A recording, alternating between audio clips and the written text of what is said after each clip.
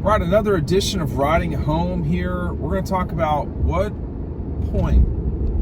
moment did Georgia's 2022 season change? So this is a good question because I think there are three answers. They're not all during the season, so stick with me. I think the biggest point of the season really was the return of Stetson Bennett, and that happened the Thursday after the national championship game. Georgia came back from Indianapolis, and that frigid weather, and Stetson Bennett went in to talk to Kirby Smart about coming back for another season. And this is something we talk about in Double Dogs. Why did Stetson come back? Why was he willing to try again to win the national championship? We write about that for a while in the book. You can pick up the link to that. It's down below. And the return of Stetson meant a couple of different things. And this was something Todd Monken talked about to me about Stetson's return was, Stetson wanted to know where he stood still. I mean, that was Todd's view of it, at least. JT Daniels had not necessarily announced at that time that he was leaving. It was assumed that he would leave. You had Carson Beck, you had Brock Vandegrift. There were, as Todd Monken put it, there are some talented guys in Georgia's program. Well, you fast forward to the Oregon game, and obviously Stetson was essentially the entrenched starter. I didn't think there was any real chance that, I don't think anybody did, that Carson would knock him off or Vandegrift. But after that Oregon game, it was pretty clear that Bennett was a very big problem for everybody that was not in Silver Britches. So I think that was one moment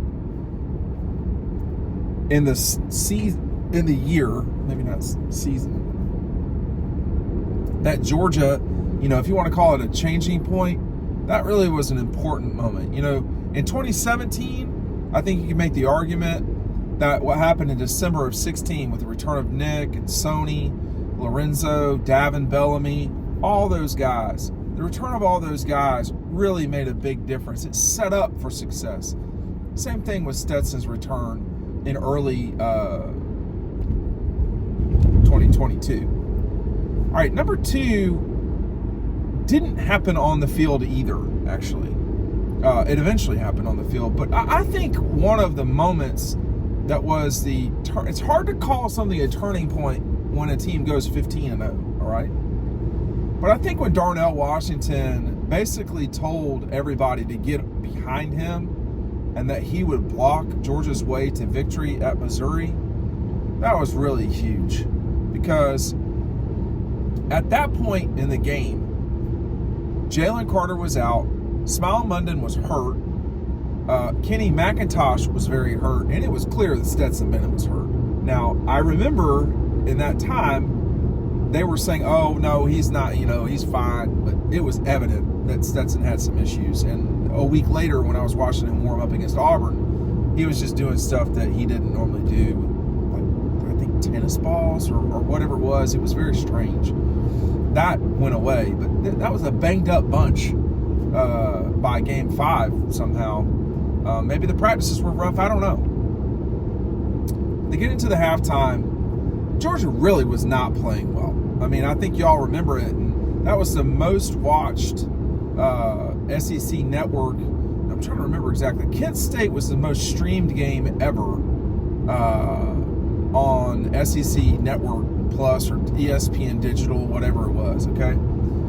A week later, the Missouri game was allegedly the most streamed game. I'll have to go back and double check on that, okay? I follow these things pretty closely, but neither of those games were on what's called linear television, so they weren't on a network, they were on cable, but you couldn't just pick it up with rabbit ears. A lot of people tuned in for the end of Missouri, Georgia, because it looked like Georgia was in very real trouble. But that's when Darnell came to, I wouldn't say save Georgia, but to get in there and really fight for Georgia's season. Georgia could have lost to Missouri that night. Georgia could have lost to Missouri, and every single goal in front of them still would have been in front of them. But it would have been a really damaging loss. You know, as it turns out, Georgia won every single game they played from that, you know, the whole season, right? Well, we didn't know that at the time. And at the time, as it turns out, that was the most difficult game the Dogs had played. But it was up to Darnell, who really was a leader in that moment, going into the locker room. I remember, you know, I don't know if everybody went out to Middle Earth. Okay, we did. I've been out there way more than I'd like to go. I was out there in 2020 during COVID. That place is way in the middle of nowhere, okay? And you got to go through the middle of nowhere to get there. It was a very raucous, challenging crowd, and Georgia was not playing well. So with what Darnell did at the half of that game, I think was really, really important. Obviously, I mean, I think it's clear that recovering from those injuries that Georgia had as time went on was really critical. But what Kenny did in that game, what Stetson did in that game, that was really important. And there's a page in Double Dogs, that shows Stetson's celebration as soon as Edwards crosses to get the game-winning 1-yard touchdown. So make sure you're seeing that too. So they're walking off the field, and you know Georgia really did play well in that second half against Missouri. Mizzou just kept kicking long field goals. Any of those missed, and the game was, I think, a different game. And then, you know, the throw to Arian Smith really changed the Ohio State game. And that's the moment I knew Ohio State was in very real trouble. You know, Georgia had just stopped with Kirby's timeout. We talked the Ohio State game. I wrote a long time about the Ohio State game. I'll be straight up. I think that you could write a book about Georgia-Ohio State. The week that was, the lead up to the game, the build up to the Peach Bowl, the week of the game, and then the game itself. I think the game itself is one of the biggest games in Georgia history. It's one of the biggest games in Ohio State history. It's lost, right? I mean, Alabama, Georgia in 17, Alabama, Georgia in 12. Those are some of the biggest games in Georgia football history. It's lost the games, you know. It's hard to really put into words how big a deal that game was at the time. And when Kirby called time, and the officials missed the 12 guys on the field, but Kirby called time, and then they still snapped the ball and went for it, you could feel the momentum come off the Ohio State sideline. The boos came down and all this stuff from the Ohio State side. But the 65% or whatever it was, 70% Georgia folks that were there, Ohio State was forced to punt. And it was kind of like, okay, these guys are not great at stopping people, but Georgia's still pretty down in this game. And, you know, this is an important moment. As soon as Arian Smith, you know, Kirby got everybody together. I write about this extensively, if you can't tell, in Double Dogs. Again, the link below. And Kirby got them together and was really adamant. Hey, look, it is time to score. Well, I mean, they had time, but they were running out of time. They were running out of possessions was really more than it was than time. As it turns out, they had plenty of time. But for Smith to break wide open like that, and one of the things that Stetson says in the book is he made that Ohio State DB fall down because of his speed. And there's probably some truth to that. I mean, Arian Smith's one of the fastest players in the last sort of quarter or half decade of college football. There's not a lot of guys that fast. Devonta Smith, you know, a lot of them are receivers, obviously. But I could not believe how open he was. He was so open, I think, that you get concerned that just like as an athlete, it's too easy and you overthink. You start thinking that's a problem and you don't just react and play. No, I mean, Stetson made sure they were at least getting a 60-yard play. But soon thereafter, I mean, he caught the ball at the 30 on a long, ebbing throw. I don't really know how to describe it. It was just like an up and over throw. And Smith made sure he caught it. Dylan Weber has a great shot.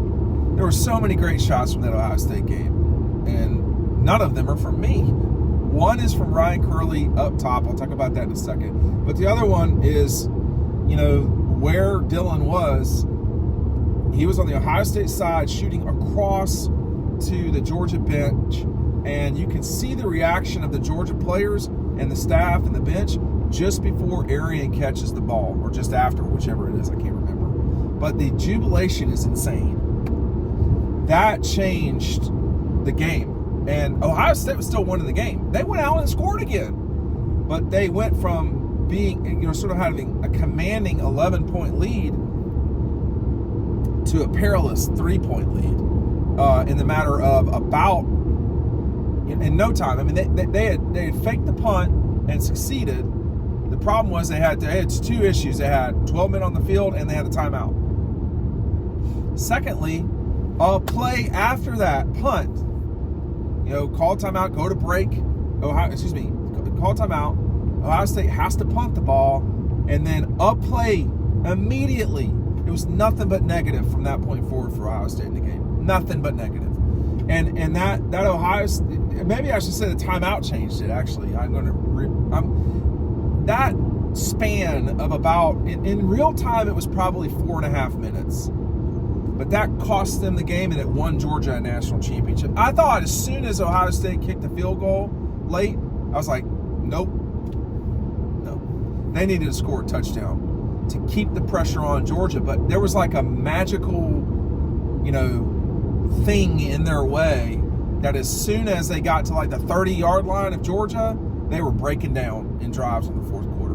So I think, when you look back at all three, you don't get any of them without Stetson. But really it was Darnell's leadership in that moment. Kenny's, I would still call it leadership too, of moving forward, even though you're pretty hurt. Stetson pretty hurt. Those were three moments in time that were really critical for the national championship season at Georgia. That's my take on it. Tell me which one's your favorite. Check out Double Dogs. Thanks for watching. We'll see you on the website.